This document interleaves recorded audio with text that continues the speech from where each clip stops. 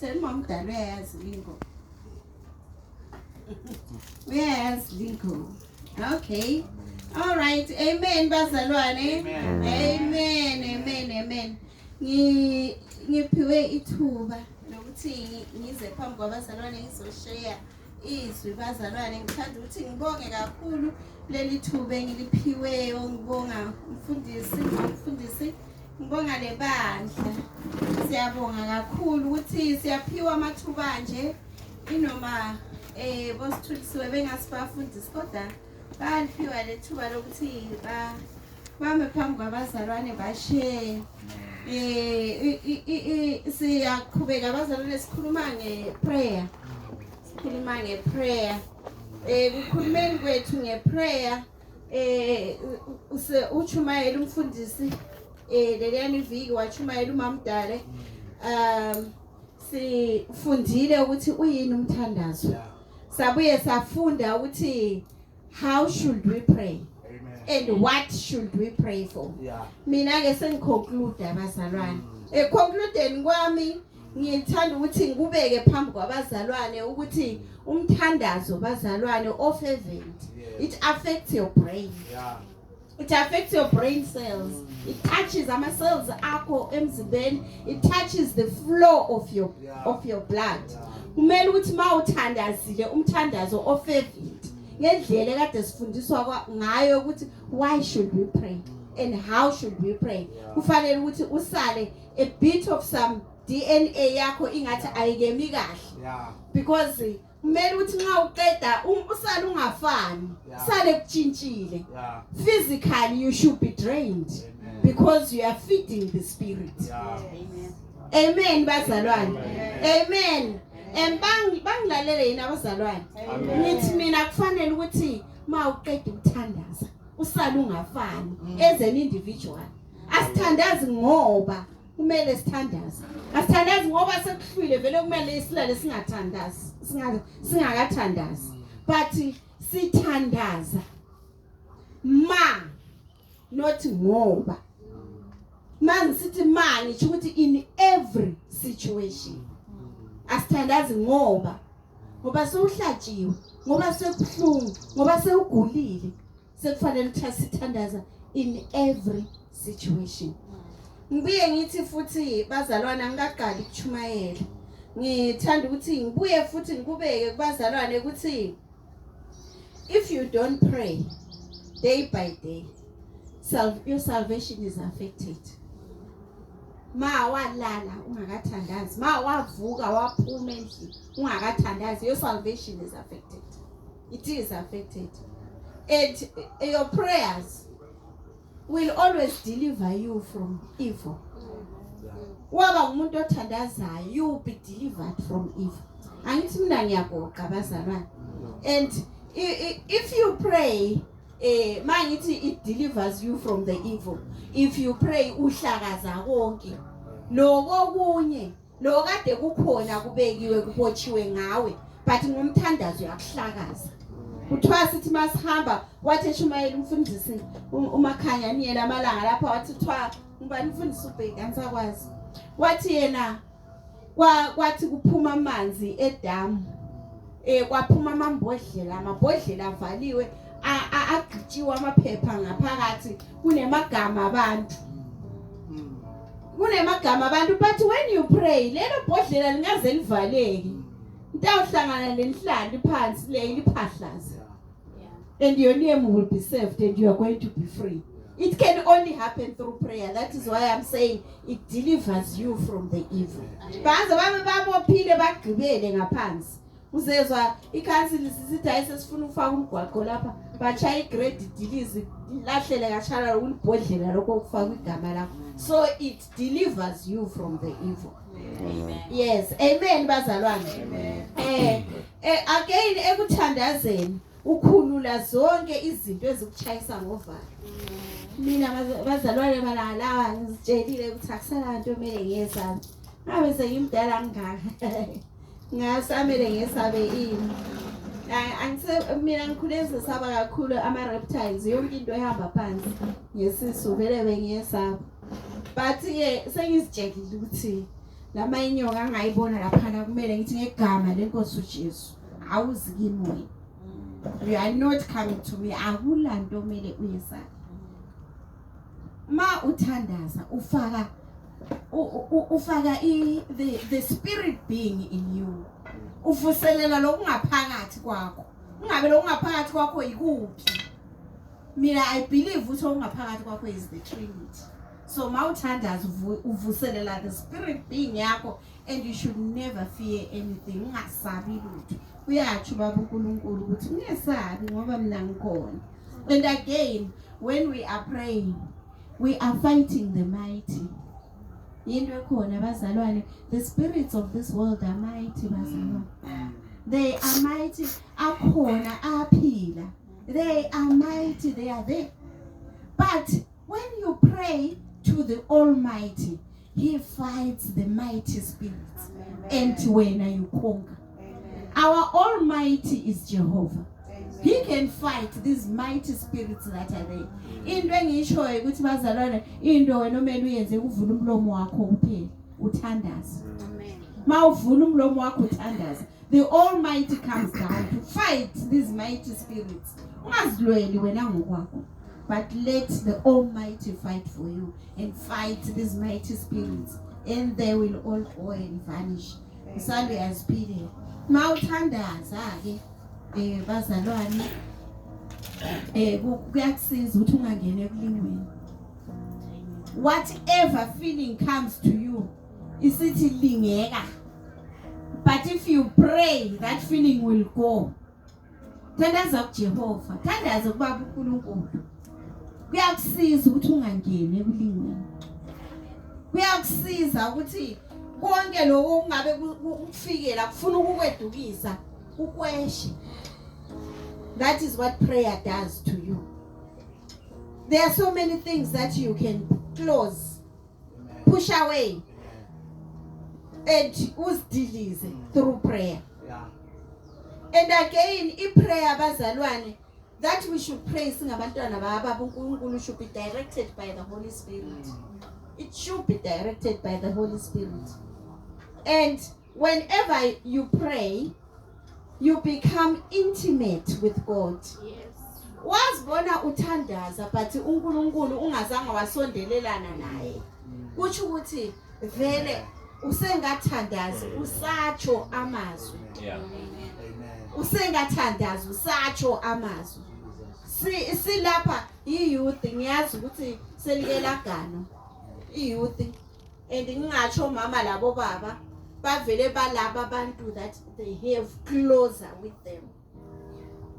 Umuntu lo omthandayo, inhliziyo yakho nje mawusithi hlwe uzwa kusithi ucabange yena.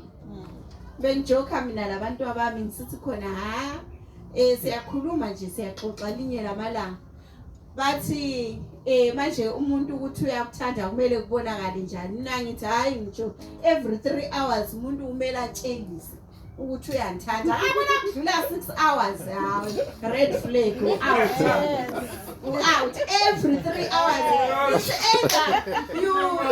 You send a message noma singekho together babundlovu. Mfundisi ngikhetha ukuthi ngithi baba uNdlovu angithi ngikhuluma lo baba uNdlovu. Yes, aphume endlini baba uNdlovu ngo7 8 9 10 umele send message athi hayi bengifuna ukubuza ukuthi lokhana engabusele wakuthini. It shows ukuthi umkhumbule. Yes. Asende futhi message athi ayinzabuya ku lunch ingakuphekeni lamhla ngizafuna ukuthi nxa ngaqeda ukudla nginathele tiye utshengisa ukuthi wenzeni umkhumbule. Ingabe sengisuke emsebenzini ntambama mphathe ini. Hey bantu every 3 hours angazi nje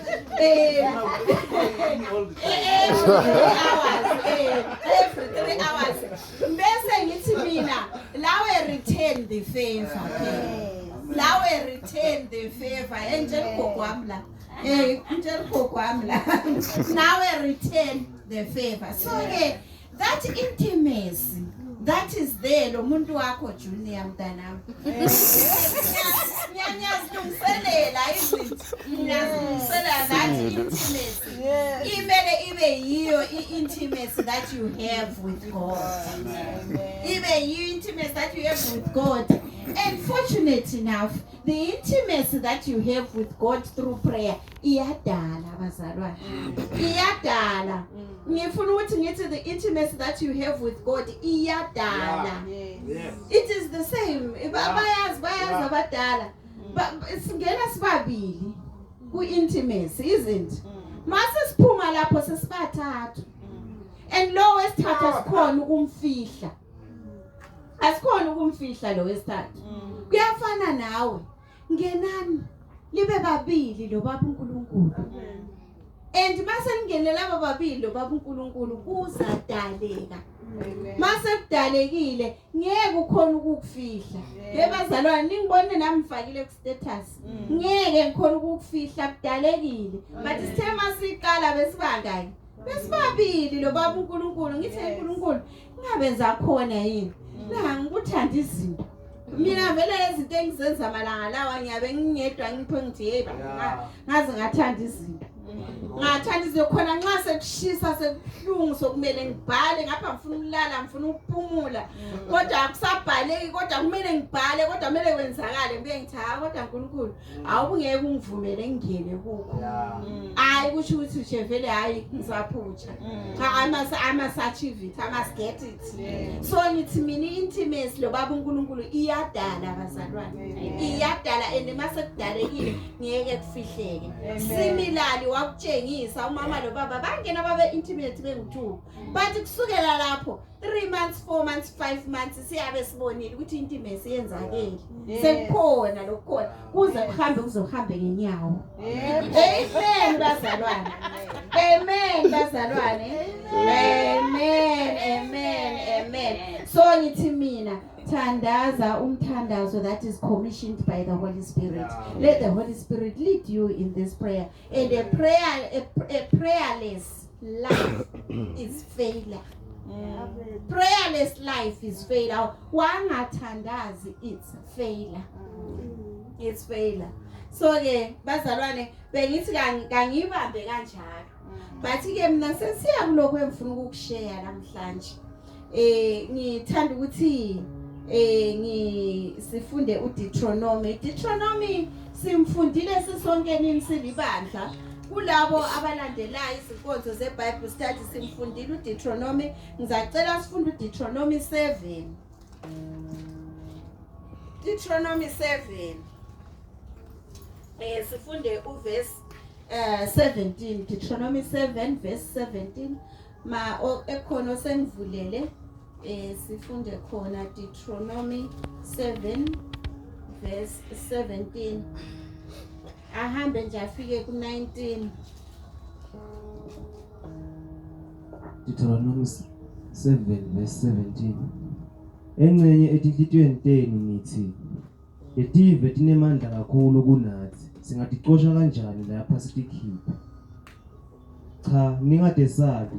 Khumbulani kahle ukuthi simakadze uNkulunkulu wenu wendani kuFaro naseveni lonke laseGibhithe. Natibonela nine ngewenu emehlo imangaliso letinkulu letibonakaliso nesandla lesinemandla leseluliwe sasimakadze uNkulunkulu wenu lanikhipha ngaso. Simakadze uNkulunkulu wenu utakwenda njalo kuto tonke tive lemtesabako nyayo. Amen. Now mfundele lo verse 1 lo 2 khona pha u7. Verse 1. Yes, verse 1 lo 2. Simakadze uNkulunkulu wenu utaningenisa eveni lenitawuhlala kulo libe lenu. Utawuxosha embikwenu letive letinyenti letikulo. Emaheti nemagirigashi nema-Amori nemakhenani nemaperesi nemahivi nemajebusi tive letisikhombisa letinkulu letinemandla kunani. Simakadze uNkulunkulu wenu letive utawutsi angatinikela etandleni tenu nitehlule niboticedza tiphele nya. Ningendi sivumelwano nato ningabi nemusa kuto. Amen. asiyene emthandazweni egameni lenkosi uJesu waseNazaretha.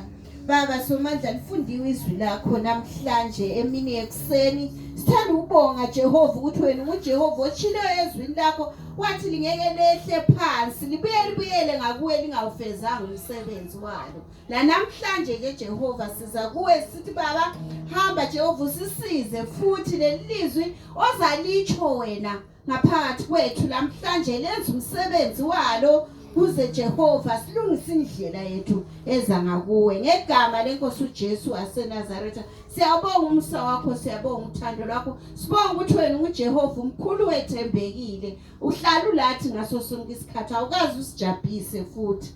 Ngegama lenkosi uJesu siyabonga. Amen and amen. Amen bazalwane. Amen. Amen. Amen. Amen. Amen. Ngithanda ukuthi ngiye ezwini lethu la namhlanje lapho esifunde khona ku Deuteronomy 7 siyathola kakhulu ubaba uNkulunkulu uyasiyala ngobungithi bethu, usiyala ngobungithi bethu. Ngisiya futhi ekuthini isihloko sethu sanamhlanje sithi thina izwi nokholo. Izwi nokholo. Sithe masithandaze ekseni okade silide emthandazweni uthena izwi liyadala. Watsho wathi let there be and kwenzakala. Wathi let there be and kwenzakala. La sifunda khona ku Deuteronomy 7. Siyathola futhi khona phana futhi ku verse 1. Lapho kuthiwa the Lord your God brings you into the land that you are entering to possess. So bazalwane engiyakukhona namhlanje igama lethu lakuqala lithi possess. I want you to possess your spirit, possess the world that you live in through prayer. Possess.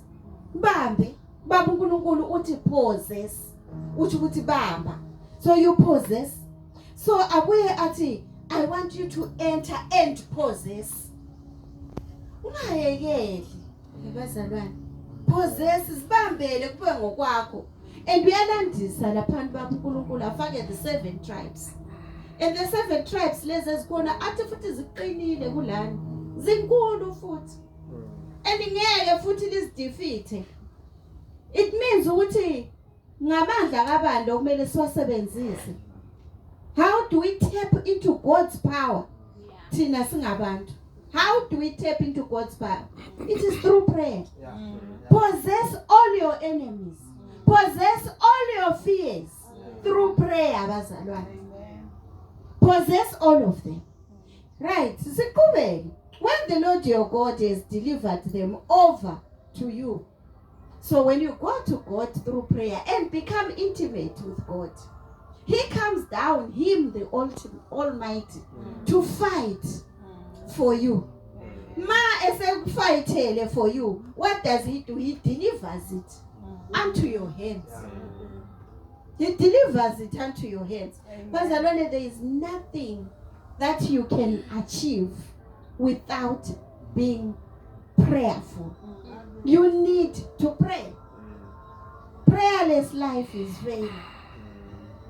Prayerless life is failure. So ke masithandaza konke lokhu ukulwa, we defeat, we conquer, get things delivered to us.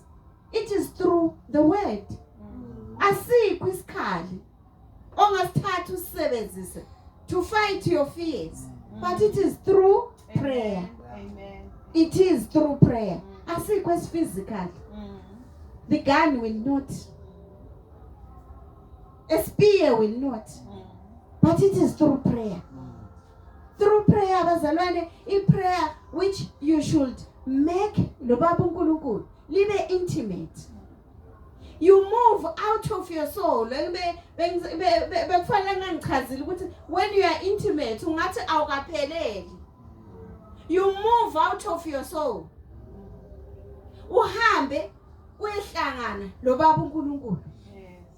Ungene emazulwini.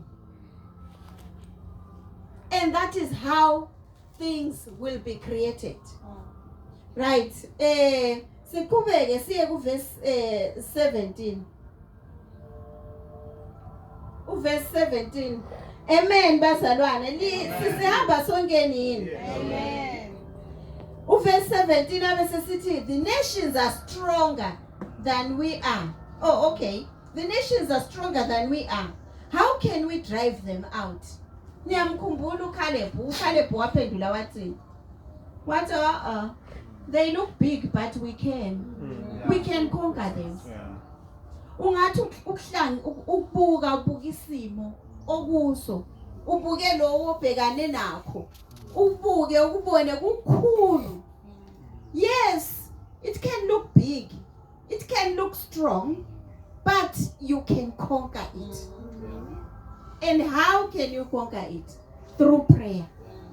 Through prayer bazalwane ayikho enye indlela asikho esinye isikhathi nginika mina isikhali I've gone through le ndlela ngihambile indlela yokuthandaza bazalwane and ngifuna ukulitshela futhi ayikho lula ominye umthandazo ngayisho ngaba 2010 ngikhona ngikubona namhlanje ukuthi okay how 2010 ngikhona ngikubona namhlanje ngithi how okay I prayed for this, now it has happened. Eminye imthandazo 3 years ago. So okay, remember 2020 what was our prayer? COVID mayikhona lapha istriker kumele ingathinti noma namunye wase BICC eSwatini. Did we bury anyone? No. Never. We didn't. Amen. Asimthandazo ephenduliweyo yini? Amen. Amen bazalwane. God answers prayers. Amen. God answers prayer. God listens. Yes. And he gives the answers at the right time. Yes. This is why I'm saying even imthandazo ka 2010 kimi eminye khona iphendulwa nyalo. Khona iphendulwa nyalo ngithi how 2010. Okay. All right, siyabonga. Amen. So verse 17 besatsho laphana u18 athi but do not be afraid of them. Remember well what the Lord your God did to Pharaoh and to Egypt. Kambe uNkulunkulu wena uyabe unganani ungafuni ukuthi uthandaze uNkulunkulu who can set the sea apart. Uyabe ungumuntu onjani who does not want to pray to uNkulunkulu ozathi mayibona inkangala kodwa kuphuma amanzi anathekayo. Uyabe unjani kambe uNkulunkulu ozathi ukhuleka uthi uNkulunkulu ngisenkangala akulakudla lapho ayehlisa imana. Uyatsho uthi ngoba ngakwenza kwabase-Israyeli nakuwe futhi ngizakwenza. Uthi nakuwe futhi ngizakwenza uthi you saw with your own eyes the great trials, the signs and wonders, the mighty hand and outstretched arm with which the Lord your God brought to you. The Lord your God will do the same to all peoples you now fear. So kukho konke lokhu obhekane nakho, kukho konke that is before you, that is an obstacle, the Lord your God will do the same. He will deliver you out of it. Amen bazalwane. Amen. Amen. Amen. So uthi yena ungasho yikho lokwenguthandayo ukuthi ungasho ukuthi wena you cannot. Ungasho ukuthi you cannot.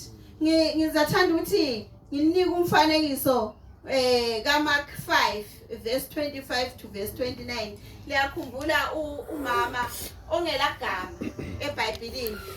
The woman does not have a name. Angabe sivulela omunye uMark 5 verse 25 to 29. Lo mama akalagama eBhayibhelini, igama lakhe alikho. Abanye kuthiwa ngoRuth, abanye ngo-Esther, abanye ngo-Naomi, abanye ngo-Eve. Yena lo mama akagama kuthiwa igama lakhe ngumama womopo. The woman without a name. Ngizama ukuthi ngithi nawe bangabe bekukhangela bakubone without a name. Bakukhangele bakubone ungesilutho. Bakukhangele bakubone nothing. But you can be something before the eyes of the Lord. Asifundele Mark 5 verse 25 to verse 29. uJesu wami uyaphila ngiyokwesaba ntongina igazi lakhe linginqobele indalifa yezulu. Mark 5 verse 25 to 29. Bekukhona umfatile labegula aphethwe isifo sekopha besasesiqeda iminyaka le-12 abesagule kakhulu asaphelelwe imali labelaphayo angesenalutho esandleni ngoba kujinge kubede kungcono kugula kuye phambili abesake weva idumo ngaJesu ngakho wafundela ngemuva kwaJesu wathinta ingubo yakhe ngobe wacabanga wathi nangingamane nje ngithinte ingubo yakhe ngawuphila. Mela lapho ngobe wacabanga yabazalwane ngobe wacabanga engikuthandayo lapho kuthiwa wayeseqede imali kubodokotela kodwa solo uyopha for 12 years. Angazi ukuthi medically kuyenzakala yini 12 years ophe umuntu every day kodwa sale lokho ephila. Does it really happen? 12 years uyopha. I can imagine 12 years uyopha.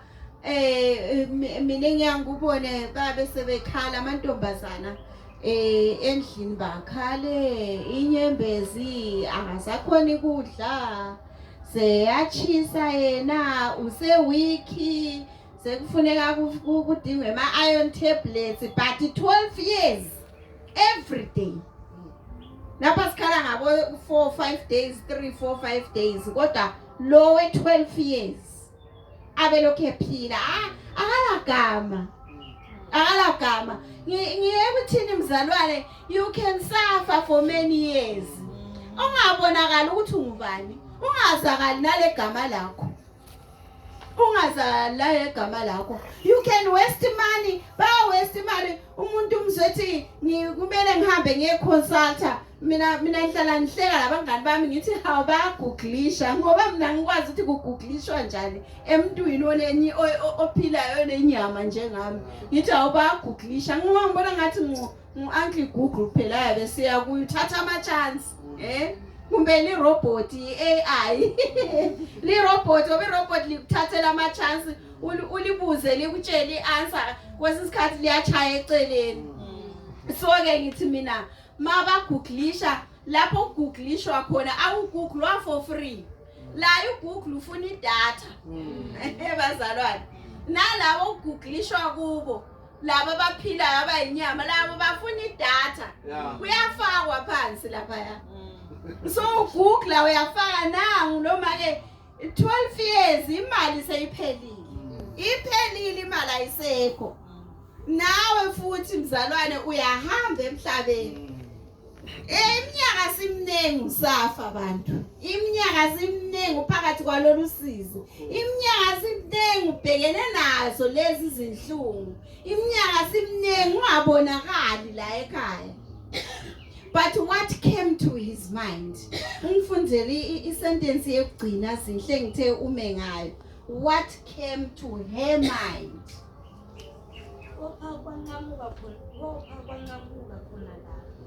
Oh, okay. Wanangana kuthi wanakana ukuthi the sentence before 28.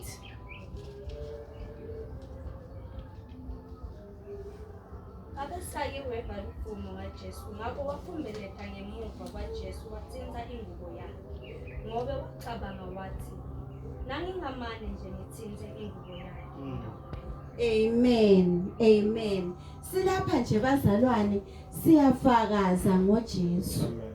Ngilapha nje bazalwane ngimi ukuthi ngifakaze ngoJesu. Ngimi ukuthi ngitshele bazalwane ukuthi uJesu khona. Ngimi futhi ukuthi ngitshele ukuthi uyaphila. Ngimi futhi ukuthi ngilitshele ukuthi ubaba wakhe uNkulunkulu. uNkulunkulu uyalalela imthandazo.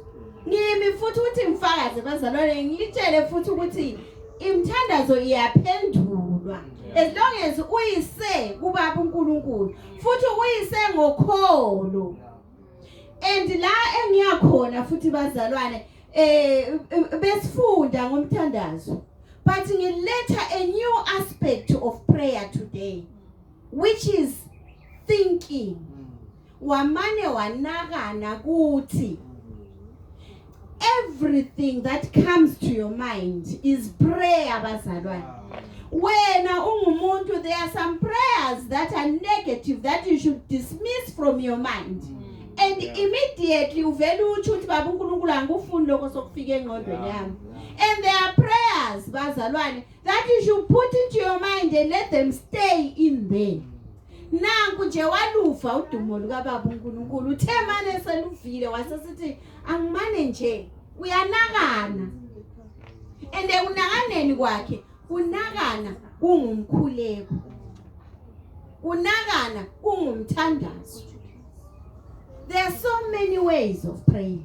Nalo kunakana kungumkhuleko kungumthandazo. Noma unakana ngami. If you unakana negative things, that means uprayer negatively ngami.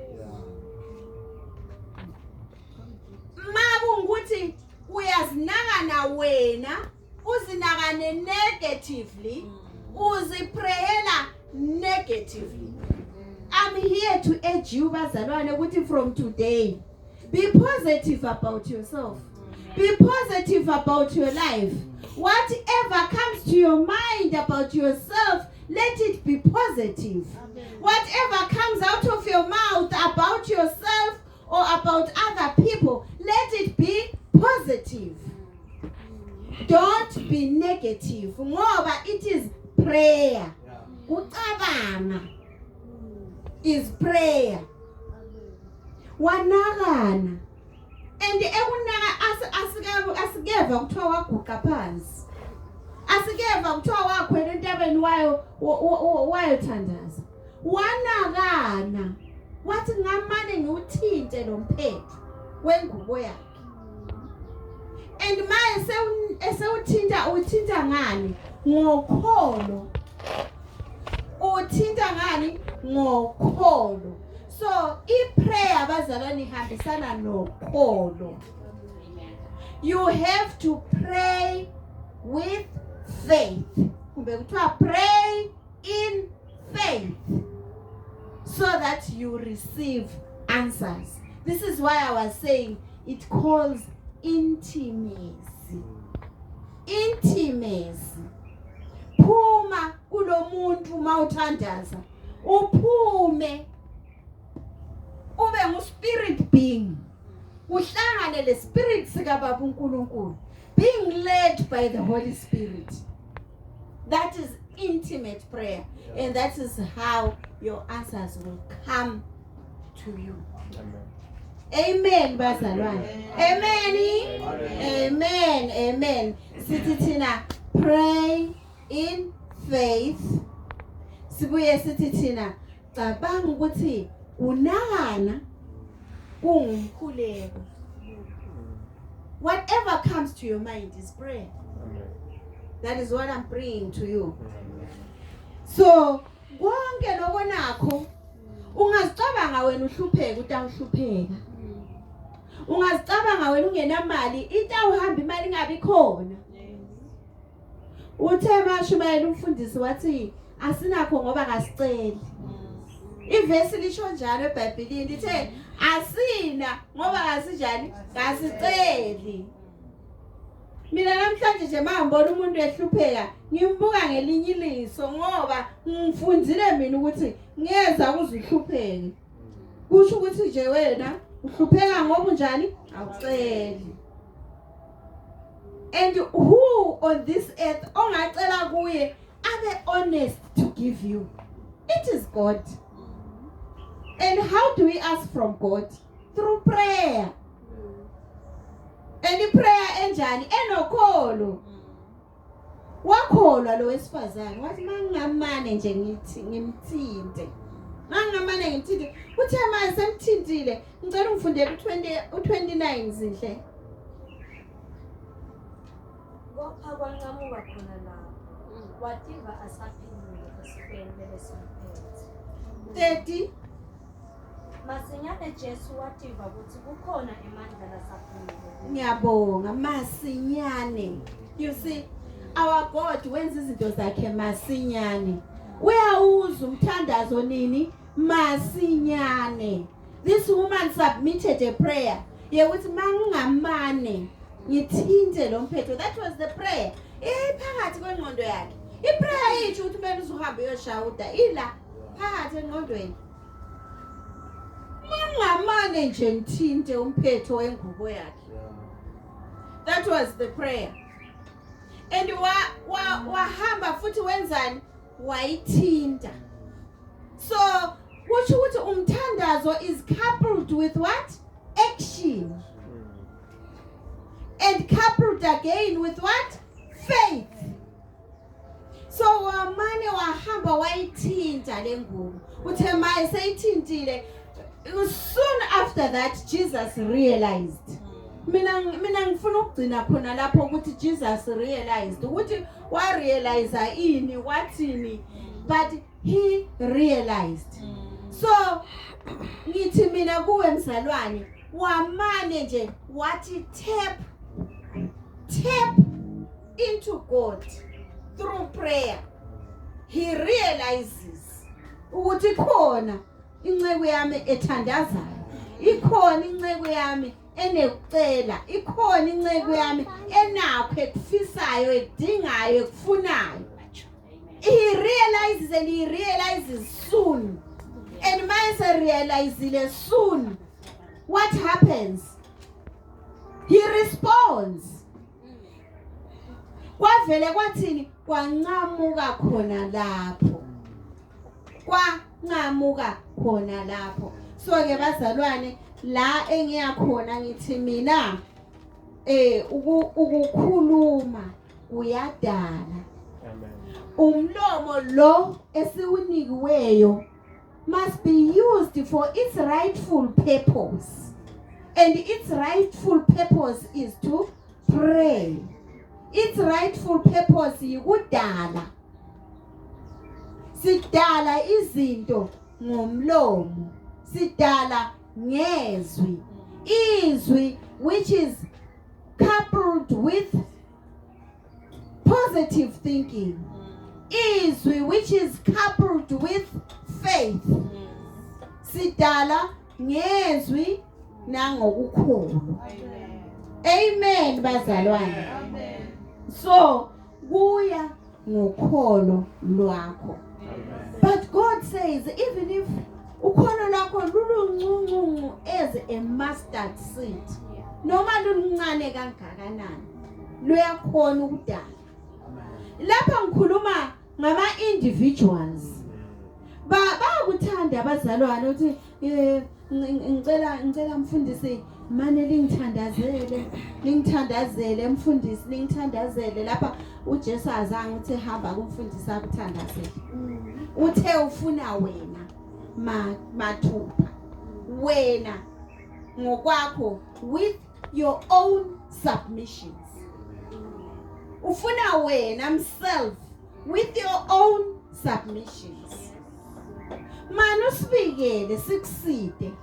But ungathi ngoba sewuspikele wena sulala surelax abazathandaza abazalwane. Thina we are there to support. Mfundisi is there to support. Yes. but lo umuntu uNkulunkulu amfunayo nokholo lwakhe nguwe. So it is you and your faith. Wena nokholo lwakho. Siyabonga abazalwane. Uthi uqhelile masixoxa phakathi kweviki. Nimtshela uqhelile ngathi nizayixoxa vele ngeke ngoba nihlekile. Ngathi angcolo ngishare. Uthi masixoxa phakathi kweviki uthi yazi mama hayi nxa uthandaza intensify ufaka umthandazo ufaka too good. Yikho kushuba ngamandla. Shuba ngamandla uthi yena mawufaka iprayer ufaka more in prayer. Praying kakhulu ushuba wesi. Shuba wesi. Uthi nge Thursday uyathumela umsebenzi wakhe usupervisor sebesiye emaphethelweni. Supervisor chafaka turn it in ibuyisithi 46% similarity index. Ngiyamuza umfundisi uvele wathi uvele wathi umfundisi 46%. Ma engitshela ngivele ngathi mina sengisiba lobuthongo ma engitshela indaba. Mina manje ubuthongo vele hamba udlalisa ma ungabuya abusebenzisa ngoba ungahamba kuhambile. So senthi hayi credit. Don't worry about this man. Asizabona. Hayi uqhelile was so worried. So worried uqhelile ebusuku vele kalalanga. Mina I'm the one who wakes up very early in the morning. She wakes up very early in the morning yesterday. Anti indaba le ifike Friday. Uyavuka ekuseni uthi hayi mama hayi 46%. Mina nami sekubuye engqondweni uthi hawu abale similarity index ichukufeyila phela. Ichukufeyila. Masikhuluma nge-similarity index sisho ukuthi thina lo msebenzi wakhe kusho ukuthi there are some other works that have been written on the internet lo kufanana nalo msebenzi wakhe. So this is the similarity index. Usually kufanele ibe less than 10. But yakhe mayisithi 46 akunzima phela. Akunzima. But then later sesiyahlala nje siyacabanga ngiyamtshela ngithi hayi phela wena you published a manuscript and that manuscript is part of your study. So that manuscript is on internet. So hiyo lekho is similarity index. So why should you worry? Ungawori. But bese ngibuya ngithi yazi kukudala kwami nami bengasoke ngilali ukuthi umntwana kusho ukuthi hayi into zizimo hayi vele hayi ayikho le degree vele ayikho, it's finished. So ke bazalwane bevele malanga lawa she's in prayer. She's in prayer but uthi yena mama usithi uya-intensify i-prayer ushuba ngamandla. So niyabona ukuthi vele uyabusubona ukuthi 4 years zonke ngiyasebenza ukuthi there is nothing that comes out of it. There is nothing that will come out of it. The more you pray, and that is when ushuba ngamandla. Ushuba because God is at work ngempilo yakho. It's either ulungisisa wena as an individual or ulungisisa laba who are around you. Laba bangakwedukisa. Or alungise wena as an individual ukuthi ungedukisa abanye abantu. So this is why kuzashuba lingawesaba umthandazo bazalwane. It is God who is at work. Makushuba ngamandla lawe intensify more, put more pressure. That is God at work. Let it be, never give up. That is what the devil wants. Ufuna to give up. Not give up. Put more power, put more pressure, pray more.